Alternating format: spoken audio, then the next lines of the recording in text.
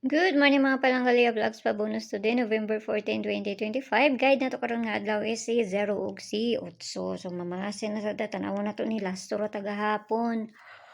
Matulog ko naman ko Awat ani sa maayo ani yun ha. Kaya man kay baluon sa ilahang bulahon ani no. So masin sad ta. Pa-bonus na to gahapon kay si 045. Og Z145. Balikin ninyo kay pizza 14 ra bata karon nga adlaw, malay mo mukuhan day na unya, malay lang ha. Anta kay balon sa ilahang pagawason good.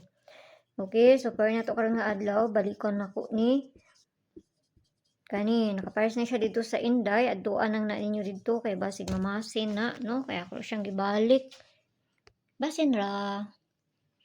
Kana siya mga tong base per karon nga adlaw. Masiganahan mo anak ko na may kaugaling mong pamaris kung tanaw ninyo nga musubay, di gani musubay ayon abay eh. Nara na sa inyo ha. So dira na sa pabonus. At tulog ko naman ko ay. Tuog na ta ni. Pabonus na ta. Pabonus to karon nga adlaw is double. 595 ang ato ang pabonus karon nga adlaw, so kamo ni bahala magbaliana ha. Kana ang pabalian na niya. Ano mo kaugalingon paligas sa ana 259. 295 kana ha. 295. Ang paligas na ko ana niya 295. Di na nako na ikuan. Kurang pabali niya. Sige ako na nang bali-bali manggod kung akong kuanon daghan na kayo. Basta paminawa lang ninyo, no? 295. Okay, ano na lang.